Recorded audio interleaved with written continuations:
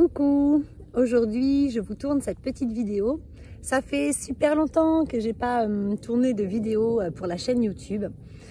Alors les énergies du mois d'août et les énergies du mois de septembre sont super intenses. Elles nous invitent vraiment beaucoup à continuer d'introspecter ce qui a besoin de l'être en soi. Eh bien, il y a beaucoup encore de révélations qui ressortent, de révélations à l'intérieur de soi, mais aussi des révélations qui peuvent arriver de l'extérieur.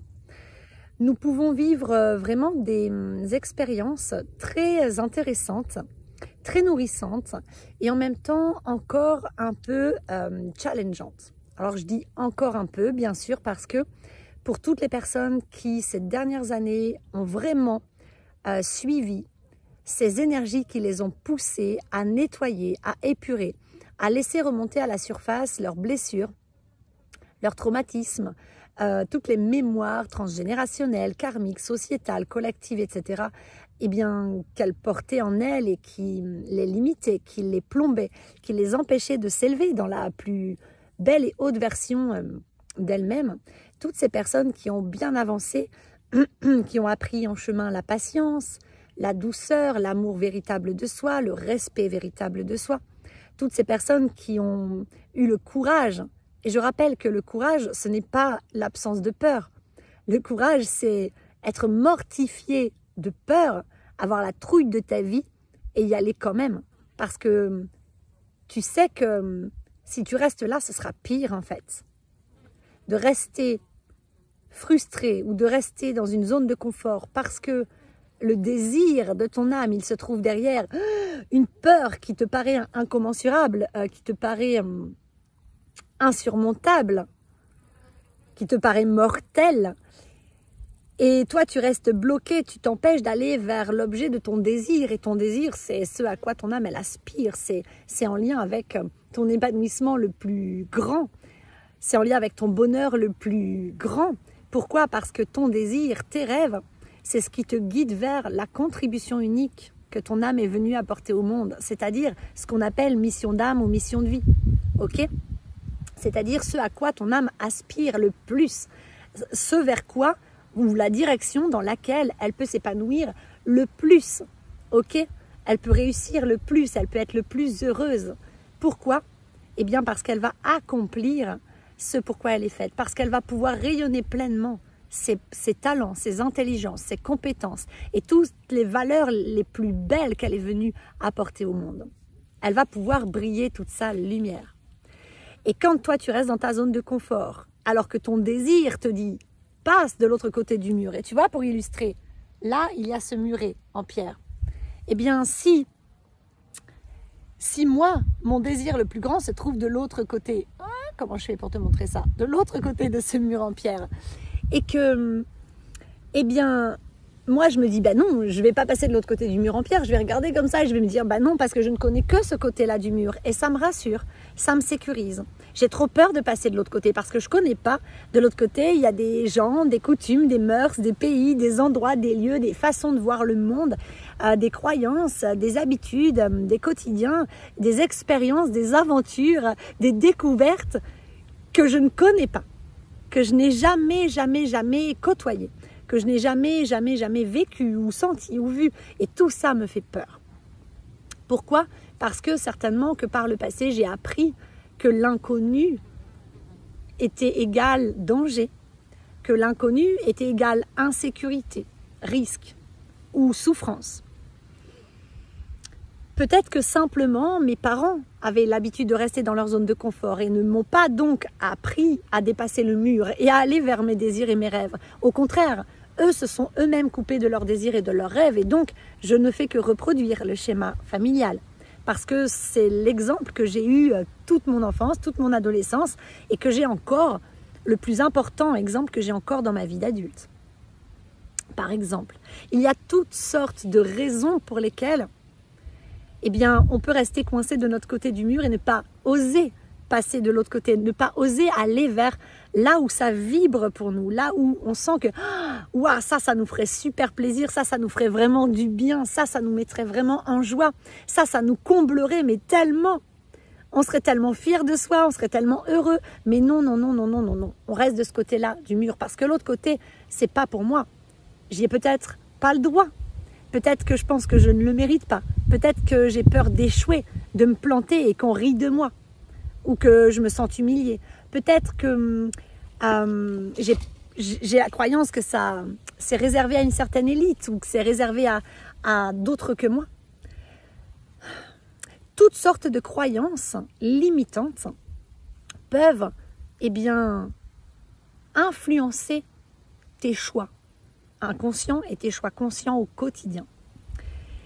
Et donc, tu peux choisir de rester de ton côté du mur. Tu peux choisir de ne pas aller plonger à l'intérieur de toi pour entendre cette petite voix de tes enfants intérieurs qui te dit « mais je souffre, j'ai mal, j'ai été traumatisée par telle expérience ».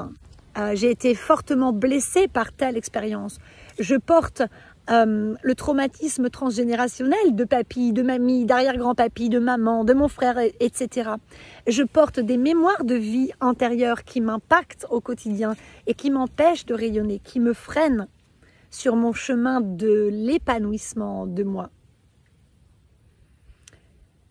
Il faut du courage pour aller rencontrer ces parts d'ombre. Il faut du courage pour sortir de sa zone de confort. Il faut du courage pour se regarder en face. Il faut du courage pour aller revivre nos blessures, revivre nos traumatismes. Parce que c'est vraiment pas un moment sympa de sentir toute cette souffrance-là qui monte quelquefois pendant quelques instants, mais quelquefois pendant quelques jours pour être évacuée. C'est pas confortable de se souvenir d'expériences passées qu'on avait occultées, oubliées ou qu'on avait rangées dans le placard, mis aux oubliettes parce que c'était trop souffrant et de les faire ressortir et de se souvenir à nouveau et de revivre un peu la situation. C'est pas confortable et souvent les gens, beaucoup d'entre nous vont s'arrêter, en tout cas vont résister un long moment, ça peut durer des années, pour surtout ne pas aller voir, pour surtout ne pas aller creuser en soi, pour surtout ne pas regarder en face ces parts de nous blessés et en souffrance, ces plaies ouvertes, ces cœurs lacérés, ces âmes déchirées, broyées. Parce qu'il faut du courage pour y aller. Et quelquefois, il nous faut des mois, voire des années pour rassembler et connecter la ressource courage que nous avons tous en nous et qui est à disposition de chacun. Seulement, parfois, il y a des croyances que moi, je ne suis pas courageux, moi, je suis lâche, moi, je n'y arriverai jamais, moi, je suis incapable. De toute façon, pourquoi moi, je pourrais le faire? Non, n'importe quoi. Ou alors, je n'ai pas le droit d'y aller. Ou alors, moi, je suis une fiotte, ou je suis une chochotte, je suis une fillette. Enfin, vous voyez, on peut avoir toutes sortes de croyances limitantes auxquelles nous nous identifions et qui nous empêchent de puiser en nous et de connecter, d'aller contacter la ressource courage, volonté, détermination, force. Alors qu'on possède tous toutes les mêmes ressources à l'intérieur de nous. Tout est accessible. On peut même s'inspirer de personnes inspirantes, d'histoires inspirantes. Quand on s'identifie à ces croyances, alors souvent ça nous bloque aussi de l'autre côté du mur. Ok ? Et pour plonger en soi, donc, on a besoin de connecter en soi ce courage, d'aller vraiment mettre le doigt dessus, comme ça, hop, je mets le doigt dessus. Et je lui dis, ok, courage, je sais que je ne t'ai pas utilisé depuis longtemps. Je sais que tu es une ressource insoupçonnée à l'intérieur de moi. On ne m'a pas appris à voir que tu étais là. Et j'ai mis du temps à comprendre que tu étais en moi. Et aujourd'hui, je comprends qu'avoir du courage, ça ne veut pas dire être hyper fort tout le temps et n'avoir peur de rien et être tout le temps en confiance. Non, le courage, ça veut dire, mais moi, j'ai super peur. Ok, je suis morte de trouille. Là, maintenant, face à cette action que je m'apprête à faire, face à ce choix que je m'apprête à faire, face à cette décision que je m'apprête à poser, face à cette sortie de zone de confort, face à ce pas en avant, cette étape que je vais passer, face à cette personne vers qui peut-être j'ai envie d'aller, ou cette activité, ou ce rêve vers lequel j'ai envie d'avancer, ok, je suis mortifiée de peur, mais je vais quand même essayer. Mais je vais quand même y aller. Je prépare ma petite trousse de secours au cas où je me plante, au cas où je me casse la gueule, au cas où ça fasse mal, ok, au cas où je me prenne dans les ronces, dans les épines, au cas où on me plante encore une épée dans le cœur, mais je vais y aller. Je vais y aller parce que mon cœur, mon âme me disent, mais vas-y, c'est là-bas que tu dois aller. Tu sens pas l'appel, là, l'élan qui te dit, mais vas-y, mais tes tripes là, tes tripes, elles savent, ton ventre, il t'y envoie. Et toi, tu es là, tu sens tout ça et tu dis, ah, mais j'ai envie d'y aller, mais je peux pas, mais non, non, non, non, non, non, non. Et c'est ça qui fait mal. La souffrance, elle vient de la résistance. Parce que si tu entends cet élan et que tu dis, ah, j'ai peur, bon, allez, j'y vais. Je prépare ma petite trousse de secours, tu vois. Donc, le numéro de ma meilleure amie ou de mon meilleur ami, au cas où j'ai besoin de l'appeler parce que ça va pas du tout et que je regrette ou que j'ai peur et que j'ai besoin de soutien, ok, ou d'être rassurée. Je prépare mes pansements, ma pommade, mon petit désinfectant, ok, voilà. Je prépare mon doudou si j'ai besoin d'un doudou, enfin tout ce qui me rassure, tout ce qui me fait du bien, ok. Je me prépare en fait. Mais je mets pas 10 ans à me préparer. Je mets quelques jours, quelques heures, quelques jours, allez, quelques semaines au maximum, je me prépare, ok, et j'y vais. Mais ne vous préparez pas trop dans le sens où c'est important que quand l'appel il est là, tu y vas. Tu perds pas de temps. Tu te prépares sur peut-être un jour ou deux, mais pas plus. Pourquoi? Eh bien parce qu'après l'appel, il peut ne plus se faire sentir. Parce qu'après, peut-être que le wagon, le bon moment, il est passé. Donc, après, tu risques de te figer, tu risques de procrastiner, tu risques de ne plus trouver le courage. Plus tu attends, et plus c'est difficile en fait de te lancer. Plus tu attends, et plus tu risques de te sentir pas à la hauteur, d'être gêné, de te sentir coupable, de ne pas y être allé avant. Plus tu risques de ressentir de la honte aussi. Donc, quand l'appel du cœur, il est là, quand l'élan est là, quand tu sens que ah ouais, c'est là que je veux aller. Mais écoute cet appel du cœur et prends ton courage, ok? Prends-le, connecte-le, prépare-toi sans attendre d'être parfait. Se préparer ne veut pas dire perfectionner. Donc attention, parce que on est nombreux à avoir été ou être peut-être encore un peu perfectionniste ou idéaliste. C'est la même chose. Ça veut dire, je vais attendre le moment idéal pour y aller. Je vais attendre d'être arrivé au moment idéal de ma vie. Je vais attendre d'avoir ça, d'être comme si...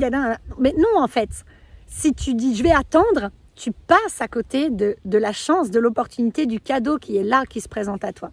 Donc la vie, ce qu'elle te demande, c'est d'écouter les élans de ton cœur, d'écouter ton âme, ok? D'écouter ton corps qui te guide très bien vers ça j'adore, ça fait du bien, ça fait plaisir, c'est là que je dois aller, ou berk, ça me dégoûte, ça me repousse, ça me fait vomir, ça c'est pas par là que je dois aller. Telle personne, je sens une ouverture de cœur vers cette personne, où je suis en joie quand je passe du temps avec elle, je me sens bien, je me sens sereine, je me sens ouverte, je me tiens bien comme ça, et d'autres personnes, ça fait je me sens pas bien, je me sens alourdie, comme une ombre sur moi, je me sens mal à l'aise, je me sens oppressée, je m'écrase, je me sens pas bien. Ça veut dire cette personne n'est pas bonne pour toi. Notre corps, il nous parle très bien. Donc, écoutez vos corps. Écoutez vos corps en ce moment, ils parlent beaucoup. On peut avoir beaucoup de fatigue. La fatigue indiquant que nous ne sommes pas équilibrés et que donc, dans notre donner-recevoir, il y a un fort déséquilibre que la fatigue nous indique souvent qu'on ne respecte pas nos limites et qu'on n'écoute pas et on ne répond pas suffisamment à nos besoins. La fatigue nous indique que soit on fréquente des gens, ou soit on vit dans des lieux, ou soit on occupe notre temps dans des activités, travail, etc., qui ne sont pas alignés à nos valeurs, qui ne sont pas du tout en accord avec notre identité véritable, donc notre âme. Ok. Que nous avons dans certains aspects de notre vie ou sur tous les plans de notre vie, des choses, des personnes, des expériences, des relations, des activités, des lieux, des habitudes, des comportements qui sont néfastes pour nous. Et donc ça puise notre énergie, et de plus en plus, parce que les énergies sont de plus en plus rapides. La manifestation cette année, elle est très rapide, parce que nous sommes dans une année 8. Donc tout ce que je nourris en moi, qui n'est pas juste pour moi, attire à moi quelque chose d'injuste dans la matière. Tout ce que je nourris en moi qui est juste pour moi, qui est aligné pour moi, qui est bénéfique pour moi, qui est positif dans un sens, eh bien va manifester dans la matière, va attirer à moi dans la matière quelque chose de juste, de positif, d'aligné, etc. Encore plus que d'habitude. Et de toute façon, ça va aller crescendo dans les années à venir, puisque nous sommes en train d'entrer dans la nouvelle ère du Verseau. Et que au niveau planétaire, au niveau des énergies terrestres, au niveau du collectif, il y a un éveil énormissime qui est en train d'être vécu. Et cet éveil, eh bien, il élève le taux vibratoire de chacun d'entre nous qui s'éveille, qui avance, qui progresse sur ce chemin de révélation à soi. Et quand je parle d'éveil, je parle plutôt de réveil et de révélation à soi et au monde.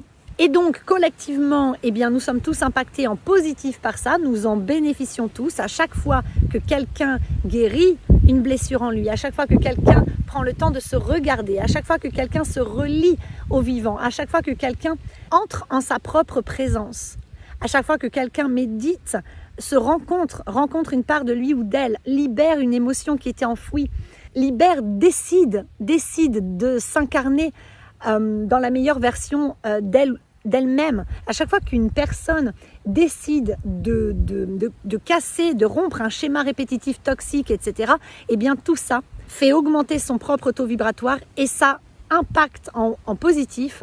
Donc tout le reste du collectif en bénéficie.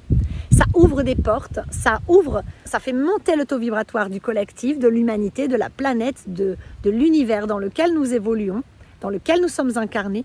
Et donc, ça nous impacte en positif. Et donc, ça fait que les énergies sont de plus en plus intenses, de plus en plus facilitatrices, de plus en plus aidantes. Et on peut se sentir poussé. On peut se sentir poussé par des énergies qui insistent, mais c'est parce que nos âmes sont venues vivre à cette époque. Et donc, nous sommes venus pour changer le paradigme. Et pour changer un paradigme, il faut beaucoup d'énergie. Il faut augmenter le taux vibratoire de l'humanité. Il faut augmenter la fréquence d'amour sur Terre. C'est obligatoire, puisque nous sommes venus nous incarner à une époque où l'humain s'est totalement déconnecté de sa véritable nature. Il s'est totalement divisé, il a éclaté en 1000 morceaux, il s'est totalement coupé de l'amour véritable, de soi, de l'autre, du vivant. Il s'est totalement coupé de sa multidimensionnalité. Il s'est totalement coupé de ses consciences subtiles, de ses intelligences émotionnelles. Il s'est totalement coupé de sa véritable nature, de la source dont il fait partie intégrante, du grand tout. Et donc, il y a besoin de beaucoup d'énergie, il y a besoin de beaucoup d'âme pour effectuer ce changement de paradigme, pour opérer d'abord ce changement en soi, pour ensuite pouvoir en faire bénéficier le reste de l'humanité, et donc la Terre tout entière. Puisque se manifeste dans notre monde matériel, terrestre, les reflets de tout ce que nous nourrissons en nous de manière consciente ou inconsciente. Et la plupart de nos manifestations viennent de notre partie subconsciente. Et je vous rappelle que notre subconscience représente 95% de notre être, de notre plan, on va dire, intellectuel, mental, ok, et de notre conscience. Donc, on a 5% qui est de part de nous qui est vraiment consciente, c'est-à-dire, oui, je suis consciente de ce que je pense, de mon attitude, de ce que je nourris comme croyance, mais les 95 autres % sont inconscients. C'est devenu réflexe, c'est devenu habitude, et on pense que c'est inné. Mais ce n'est pas inné, la plupart du temps, c'est acquis. Et souvent, l'inné, il est caché en dessous de l'acquis. Mais nous sommes souvent impactés par l'acquis, le conditionnement. Ce qui est dysfonctionnel, néfaste pour nous-mêmes, voire toxique ou malsain. Et donc, les énergies, là, depuis quelque temps, elles nous poussent vraiment très très fort en ce sens. C'est vraiment, trouve le courage de plonger en toi, de continuer d'aller voir. Alors pour les personnes donc bien avancées sur ce chemin, parce qu'elles ont eu le courage d'y aller, qu'elles y vont, et même si la plupart d'entre nous, on n'en peut plus, on est rincés. Moi je vous le disais, au mois d'août, on a pu avoir des vagues de tristesse, avec une sensation un peu de perte un petit peu d'espoir, de test de foi, comme ça, à avoir la sensation que mais merde, je suis au bout du rouleau, ça fait des mois, voire des années maintenant que je chemine et que je ne suis pas forcément dans l'attitude de travailler dur sur soi. Parce qu'attention, vous pouvez être dans cette attitude de je travaille dur sur moi pour devenir une meilleure version de moi-même. Mais moi, je ne vais pas en ce sens. Et c'est ce que je vous dis très régulièrement, c'est que je n'aime pas dans le milieu du développement personnel et spirituel, l'expression « travailler dur sur soi ». Surtout dans le milieu des flammes jumelles, par exemple, où on parle de parcours très challengeants, très exigeants, d'accord, où il faut vraiment beaucoup travailler. Mais non, notre âme veut changer de paradigme. Donc elle veut sortir de « il faut beaucoup travailler, il faut beaucoup dépenser pour mériter » la réunion, pour mériter la réussite, pour mériter de réaliser nos rêves, d'être heureux. Et notre âme veut nous ramener, la conscience universelle veut nous ramener à juste je suis. J'ai juste besoin d'être, de me laisser porter par la vie, de me laisser traverser par la vie, de me laisser traverser par mes élans d'âme et d'être à l'écoute de mon corps, d'être présente dans mon corps, d'être consciente de mon corps. À l'instant présent, arrêter de me projeter dans l'avenir et d'avoir peur, arrêter de ressasser le passé et d'être déprimé, revenir ici et maintenant, habiter mon corps, voir la vie depuis mon optimisme, voir être dans la gratitude parce que je vois les opportunités, je vois tout ce que ces expériences, même les plus difficiles, toutes ces relations, même les plus conflictuelles, tout ce que ça m'apporte. Ce sont des reflets de ce que je nourris en moi. C'est là pour me montrer les espaces en moi qui ont besoin d'être transmutés pour guérir, d'être transmutés pour pouvoir manifester quelque chose qui est aligné et qui est bon pour moi. Quelque chose qui résonne avec ma nature originelle. Ok ? Toutes les expériences qui viennent à moi sont là pour m'aider à grandir, pour m'aider à mieux me connaître, pour m'aider à revenir à mon être original, originel, authentique. Toutes les expériences que je vis me guident vers ce qu'il y a de meilleur pour moi. Mais ça s'apprend de retrouver ce regard conscient sur le monde, ce regard conscient sur soi-même, sur les expériences et les relations que l'on vit. Et la vie nous pousse à ça. Et donc pour les personnes qui ont bien avancé, actuellement, là depuis peut-être le mois d'août, on est en train de revivre des expériences.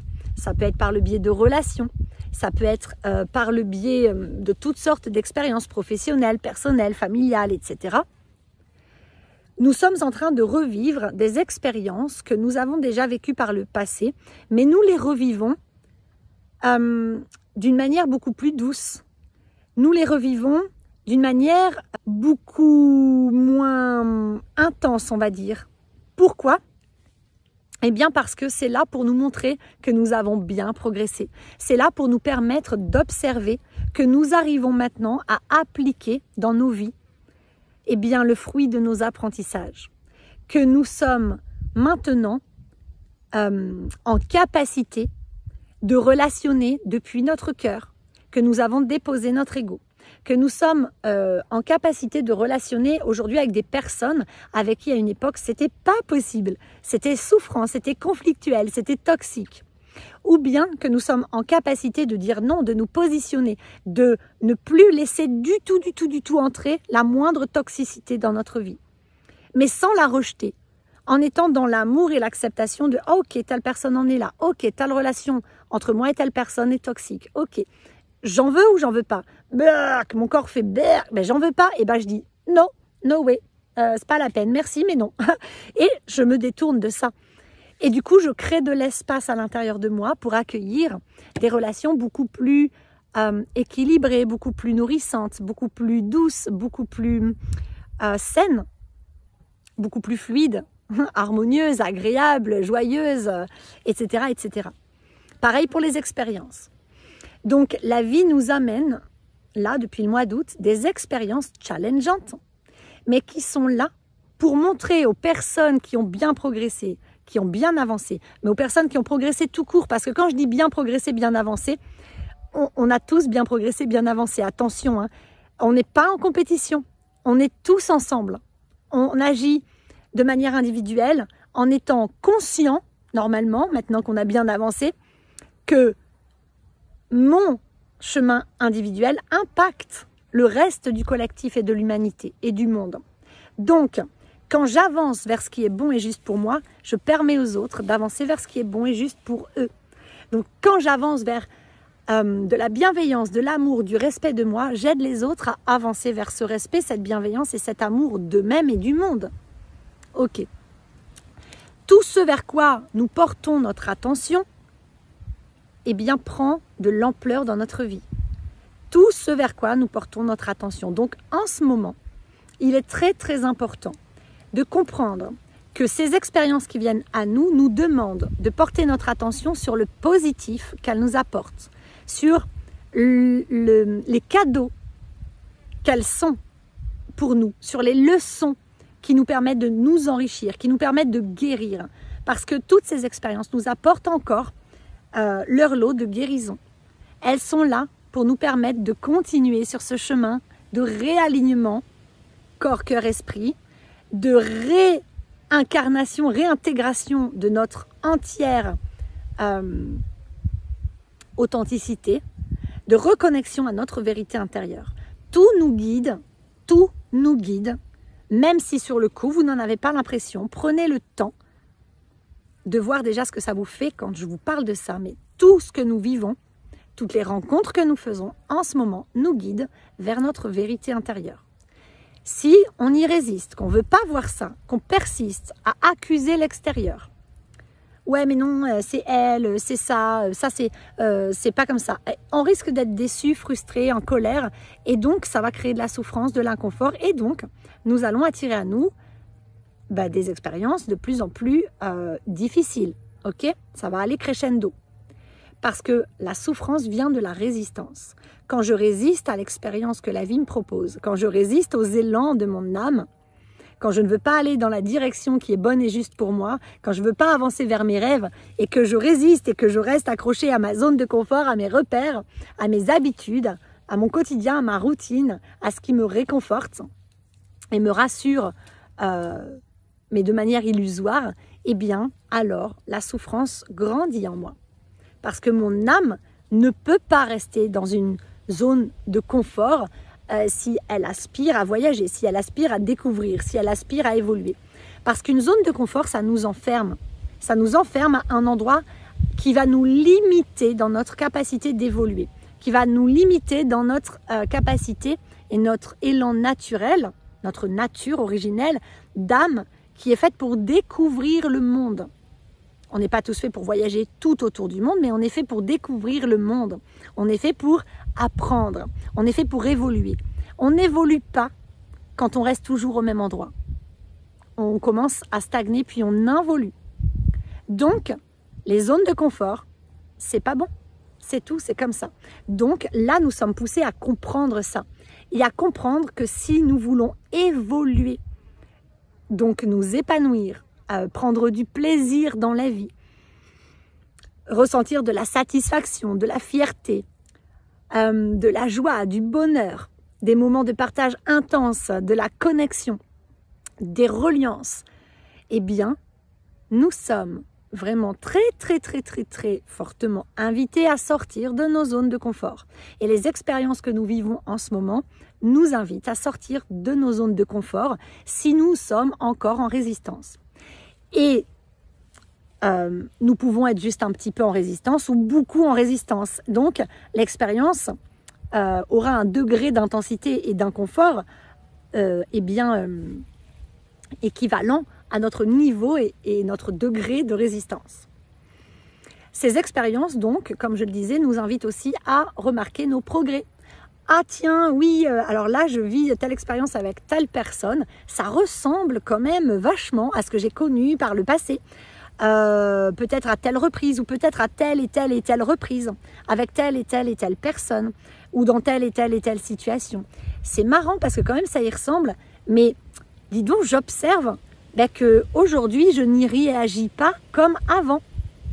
Aujourd'hui je me vois, je ne suis pas dans la réaction de mon ego, j'arrive à rester centrée, j'arrive à m'écouter, j'arrive à me positionner et à être bien avec ça. J'arrive à ne pas culpabiliser. J'arrive à ne pas avoir honte, j'arrive à ne pas avoir peur de dire ma vérité, de dire non ou de dire oui, un grand oui. J'arrive à dépasser mes peurs, j'arrive à rester moi-même, j'arrive à être dans ma vérité, j'arrive à voir le côté positif de la chose alors qu'avant j'aurais souffert du manque et ben maintenant je vois l'abondance, etc., etc. Donc toutes ces expériences vraiment sont là pour nous dire regarde les progrès que tu as faits. Regarde où tu en es et observe les espaces en toi qui demandent à ce que tu continues de les écouter, à ce que tu continues de t'en occuper. Donc tous les espaces inconfortables que l'on vit actuellement à travers ces expériences qui ressemblent, qui sont un peu des schémas répétitifs, mais on peut observer qu'on a cassé ces schémas répétitifs parce qu'on a décidé, quand je décide de rompre ces schémas répétitifs, je les romps. Ok ? C'est une décision qui doit être sincère et venir du cœur. Parce que c'est juste pour moi. Parce que je sais que c'est ce qu'il y a de meilleur pour moi. Lorsque je décide de casser ce schéma répétitif, alors je reprends mon pouvoir créateur, mon pouvoir de manifestation. Je décide d'être cette version de moi qui à la fois, qui est confiante, qui est fière, qui est digne, qui a une bonne estime d'elle, qui sait ce qu'elle veut, qui va vers ses rêves, qui est courageuse, qui est dans son cœur, qui est indulgente, qui est patiente, qui est bienveillante, qui est douce, qui est à l'écoute. Je décide de ne plus être dans mon ego, de ne plus être dans la jalousie, de ne plus être dans le manque, de ne plus cultiver le vide, de ne plus être dans j'accuse les autres et tout l'extérieur de mes malheurs. Je décide de reprendre ma responsabilité. Et je comprends que responsabilité et culpabilité sont deux choses bien distinctes. Je décide de reprendre mon pouvoir et d'arrêter de donner du pouvoir à l'extérieur sur moi en fait. Donc c'est-à-dire que je ne laisse plus rien ni personne me nuire, me faire souffrir. Toutes ces expériences nous ramènent vraiment, comme toujours, mais là en ce moment c'est d'une manière un peu particulière, à repenser à des expériences que nous avions tendance à répéter par le passé et aujourd'hui on voit que on ne le répète plus de la même manière. C'est plus aussi virulent, c'est plus aussi compliqué, c'est plus aussi challengeant. Et aujourd'hui on arrive vraiment à traverser l'expérience d'une manière nouvelle et on sent à quel point on s'est transmuté de l'intérieur, à quel point on va mieux, à quel point on s'est rééquilibré, à quel point on s'est reconnecté à notre véritable identité. Et ça fait du bien. Et on peut tous être très très fiers de nous. Même si on peut avoir l'impression qu'on a fait un tout petit pas, on a fait un pas en avant. Et ce n'est pas la grandeur du pas qui compte, c'est le fait d'avoir fait un pas. C'est le fait d'avoir tenté, d'avoir osé, d'avoir essayé. Et rien que quand on dit « j'essaye », alors quand on dit « j'essaye », ça peut vibrer le « oui, je ne suis pas sûre d'y arriver ». Donc il vaut mieux dire « je fais, j'y vais, je fonce », plutôt que « j'essaye ». Mais même quand on y va et qu'on a la sensation de ne pas avoir réussi, on a réussi. On a réussi parce qu'on a réussi à connecter ce courage. Et on a réussi à y aller. Et on a réussi à faire un premier essai.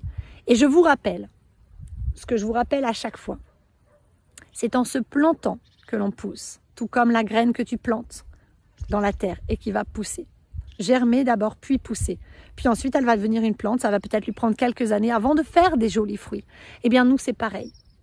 C'est exactement la même chose. L'enfant, quand il est petit et qu'il ne sait pas marcher, pour pouvoir marcher, il va faire de nombreux essais-erreurs. Il va essayer un tas de façons de tenir en équilibre, de marcher. Il va tomber un tas de fois. Et c'est parce que il a essayé et qu'il est tombé, mais qu'il s'est relevé, qu'il a réessayé, qu'il est retombé, qu'il a réessayé, qu'il est retombé, plein de fois, qu'au bout d'un moment, eh bien, il a trouvé son équilibre et que maintenant, il sait marcher. C'est exactement comme ça pour nous, pour chaque expérience de vie que l'on fait. C'est comme ça qu'on continue d'apprendre dans la vie et d'avancer, en se trompant. Donc, à partir du moment où on a décidé, ok, j'ai peur, j'ai méga la trouille, mais c'est pas grave, j'y vais. J'ai peur de lui dire ça, j'ai peur, mais c'est pas grave, je vais quand même m'exprimer. Et même si je suis maladroite, et même si je suis mal à l'aise, et même si je perds mes mots, et même si je dis que des conneries, eh ben, j'y suis allée. J'ai été moi, j'ai osé. Ok ? Et ça, c'est une grande réussite en soi. Donc, célébrons-nous tous et toutes. Célébrons nos petits pas comme nos grands pas. Célébrons nos victoires comme nos essais. Ok ? Célébrons nos avancées. Ce qui compte, c'est d'avoir cette volonté d'avancer vers soi. De changer, pas pour devenir quelqu'un d'autre, pas pour être performant, mais pour redevenir soi-même, pour revenir à l'être originel que nous sommes. Donc, célébrer chaque petit pas. C'est vraiment le message du moment.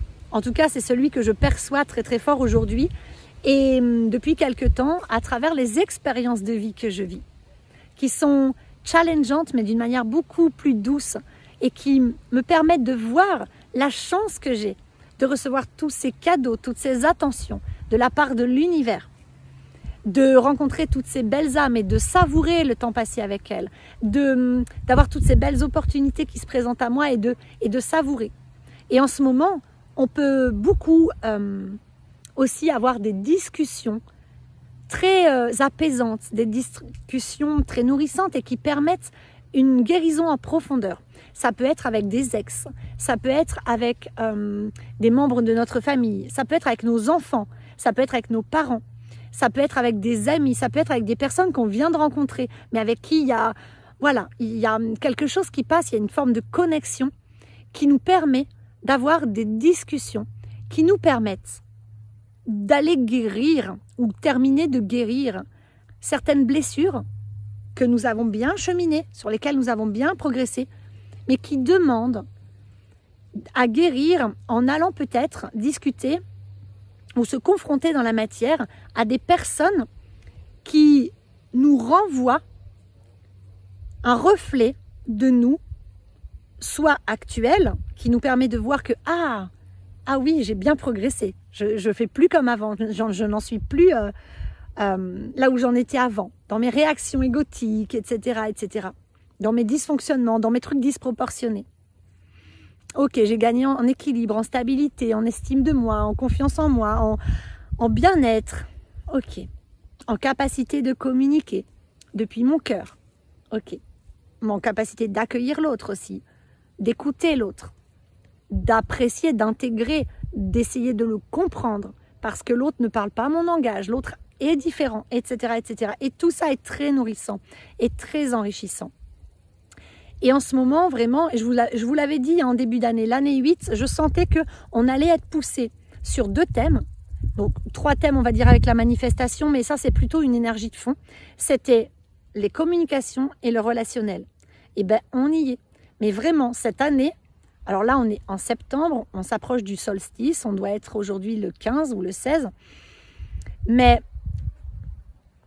là, je fais déjà le constat que dernièrement, j'ai beaucoup été challengée sur le thème de la communication. La communication avec des élèves de ma formation, avec des amis, avec des membres de ma famille, avec des ex, avec des personnes que je connais moins, que je côtoie moins, avec de nouvelles rencontres, etc. Mais j'ai beaucoup été challengée sur le plan de la communication cette année. Et là, en août et en septembre, eh bien, je peux remarquer que, waouh, je ne communique plus comme avant. La communication dans les relations, elle est beaucoup plus fluide, elle est beaucoup plus juste, elle est beaucoup plus authentique, mais sereine. Une authenticité assumée, sereine. Elle est beaucoup plus dans le cœur. elle est beaucoup plus juste, elle a beaucoup plus de sens, il y a beaucoup plus de discernement, c'est beaucoup plus empathique, c'est beaucoup plus à l'écoute. C'est différent. Ok, je saurais pas vraiment vous décrire exactement tout comme ça, là, vite fait à la fin de cette vidéo, mais nous sommes tous invités à apprendre à communiquer notre vérité, mais en tenant compte de la vérité de l'autre. C'est-à-dire, je communique ma vérité, mais en considérant la vérité de l'autre, à déposer nos jugements, à déposer nos accusations, à déposer nos rancœurs, haine, esprit de vengeance, tout ce qui est dénigrer l'autre, juger l'autre, réduire l'autre, accuser l'autre, attaquer l'autre, reprocher à l'autre. On est vraiment invité à revenir dans notre cœur, à se responsabiliser et à communiquer d'une manière non violente, d'une manière sincère, d'une manière juste. Voilà, depuis le cœur. Vraiment communiquer depuis le cœur, ouvert à l'accueil de la vérité de l'autre. D'accord? Et non plus depuis nos égos qui jouaient au concours, là, concours d'ego, conflit d'ego. Ah non, c'est moi qui ai raison, non, c'est toi, non, c'est moi, non, mais t'as vu ce qu'il a dit, non, mais il est complètement con, etc. Eh ben non, on est vraiment invité à faire disparaître tout ça et à apprendre vraiment à écouter la vérité de l'autre et à l'accueillir, même si on ne la comprend pas, à avoir cette envie de comprendre l'autre, d'accord? Et même si on n'arrive pas toujours à comprendre, parce que l'autre fonctionne peut-être à l'opposé de nous, ou totalement contrairement à notre fonctionnement, ok? Ça ne veut rien dire ce que j'ai dit, de manière, et même si l'autre fonctionne de manière totalement contraire à notre propre fonctionnement, eh bien nous sommes invités à accueillir cette différence et à s'en inspirer, à écouter cette différence et à essayer, à l'honorer en tout cas, et à essayer de la comprendre, et en tout cas à la voir comme quelque chose de bénéfique, d'enrichissant, et à la voir comme la vérité qui appartient à l'autre, mais à ne plus la voir comme un problème, à ne plus la voir comme quelque chose qui nous sépare, à ne plus la voir comme une source de conflit ou de guerre, mais au contraire, voilà, je reste centrée dans mon cœur, je vois mes progressions et j'apprends à communiquer d'une manière beaucoup plus juste, avec une capacité d'écoute, un regard élargi, un cœur ouvert. Je communique depuis mon cœur, depuis mon âme, depuis ma vérité intérieure, dans cet espace d'empathie, d'indulgence, d'accueil, en restant bien sûr ma priorité. Communiquer ne veut pas dire se laisser insulter. Hein? La communication, ça peut être oui, je t'écoute, je t'accueille, ça peut être oui, je t'exprime quelque chose qu'avant j'aurais jamais osé exprimer à personne parce que c'est gênant, parce que c'est intime, parce qu'on ne parle pas de ces choses-là. Oui, je te déclare ma flamme, oui, je te donne mon ressenti, oui, je te dis que là, je suis pas d'accord avec toi quand tu dis ça, mais ça peut être aussi, je me positionne, ça peut être aussi, je ne veux plus de toi dans ma vie, parce que voilà, c'est pas juste pour moi. Je ne veux plus que tu me dises ça, ou là, je t'impose cette limite pour me respecter, parce que je ne peux plus supporter ça. Tout ça, c'est une forme de communication. Ça peut être aussi, je te demande pardon, je t'apprécie, je t'aime, je souhaite t'aider. Bref, voilà, c'est toute forme de communication. Mais ça peut aussi être, écoute, je me rends compte que avant je ne savais pas écouter réellement, et aujourd'hui j'ai vraiment envie d'écouter ce que tu as à dire sur tel sujet. J'ai vraiment envie de te découvrir dans ta vérité. Je t'écoute. Ça peut être aussi ça, la communication juste. Voilà, donc nous allons continuer d'avancer dans ce sens pour les semaines à venir, à mon avis. Et puis ça risque de bouger encore et encore, mais je pense que nous sommes en train de récolter les fruits de ce que l'on a semé ces dernières années. À nous de les voir, ces fruits, à nous de voir l'abondance, à nous de voir la chance, à nous de choisir, de décider à l'intérieur. Je décide de voir les opportunités, de voir les cadeaux de la vie, de voir le positif de la vie, de voir le bon côté des choses. Je décide de savourer la vie, de savourer chaque expérience, chaque relation, chaque moment passé avec moi-même, chaque instant. Je décide de contempler, je décide de remercier, je décide d'honorer, je décide de célébrer, de considérer la vie, l'expérience, la personne, moi, mon corps. Ok? Voilà, on est vraiment poussé à ça. Voilà, alors je vous souhaite à tous un très bon mois de septembre avec toute cette série d'éclipses qui arrive et puis le solstice qui arrive et la pleine lune le 18 avec une éclipse je crois lunaire. Bref, profitez de ces belles énergies qui sont très soutenantes, qui sont très guérisseuses. Voilà, et puis voyez le verre à moitié plein plutôt que le verre à moitié vide et tout ira bien. Célébrez-vous. Honorez-vous, soyez fiers de vous et continuez. Tous ensemble, continuons parce que nous sommes en train de changer le monde. Ne l'oublions pas. Et si vous avez besoin d'aide sur ce parcours et que vous avez envie de vous adresser à moi, n'hésitez vraiment pas. Vous avez toutes mes coordonnées sous toutes mes vidéos. Je vous dis à bientôt. Bye bye.